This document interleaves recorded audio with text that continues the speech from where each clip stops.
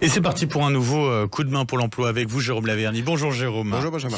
Alors, ce matin, focus sur un organisme de formation avec un secteur clé qui plus est à l'approche de l'été.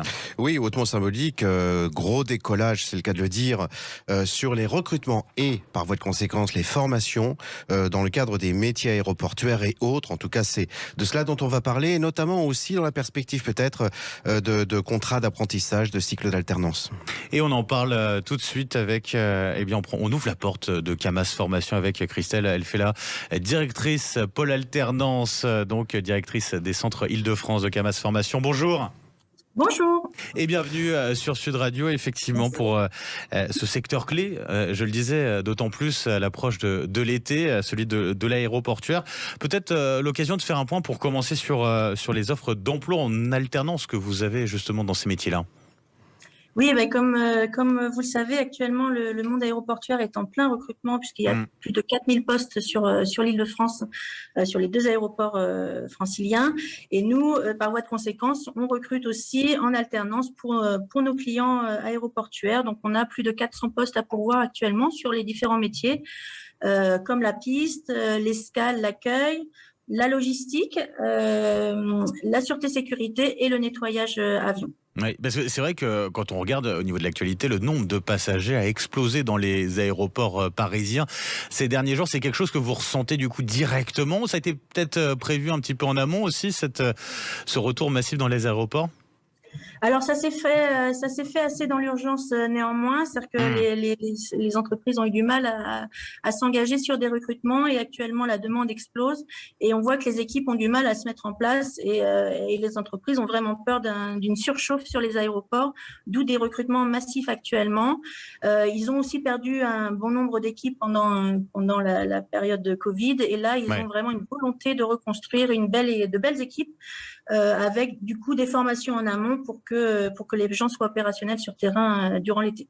Jérôme Laverny. Oui, un certain nombre de ces formations s'opèrent dans un cadre réglementaire et puis pour d'autres, elles requièrent un certain nombre de compétences. Est-ce que vous pouvez rappeler les compétences requises pour un certain nombre de ces métiers, en tout cas celles qui sont communes, et puis la durée aussi de ces formations réglementaires?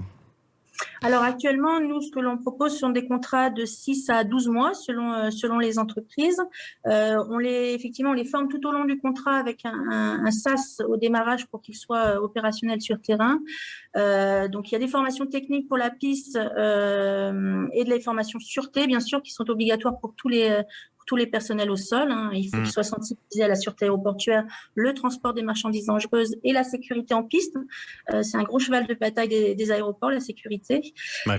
Et puis après, selon les métiers, on va être sur l'accueil passager où on va parler des techniques relationnelles, de l'anglais bien sûr, l'accueil passager tout au long du parcours de formation.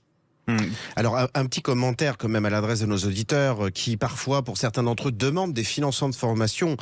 Franchissez les portes d'organismes de formation comme Camas Formation où vous allez avoir un triple gain en fait.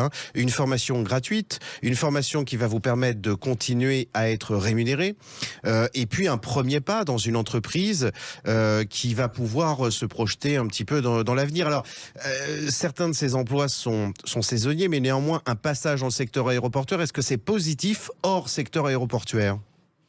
Alors complètement. Déjà, effectivement, comme je vous disais, les entreprises veulent reconstruire des équipes, donc il y a des belles carrières à faire dans ce monde aéroportuaire, voilà. Et effectivement, il y a des passerelles entre les métiers, puisqu'un accueil passager en aéroportuaire est très formateur. On a beaucoup de choses à gérer, des passagers angoissés et autres, et donc on va retrouver cet accueil soit en entreprise, soit sur le ferroviaire, le maritime ou d'autres lieux, voilà. Et puis on apprend aussi la rigueur quand on est sur l'aéroportuaire, le travail en équipe, et ça se rejoint aussi avec la logistique, le transport et tous ces domaines-là. Bah oui, c'est quelque chose qui est beaucoup demandé. En tout cas, un grand merci Christelle Elfella d'avoir été avec nous ce matin sur Sud Radio. Je rappelle, directrice pôle alternance, directrice des centres Île-de-France chez Camas Formation. Merci à vous. Je vous souhaite une très belle journée. Merci à vous-même. Au revoir. Merci beaucoup. Merci à vous aussi, Jérôme Laverny. On se retrouve demain pour un nouveau coup de main pour l'emploi. À demain, Benjamin.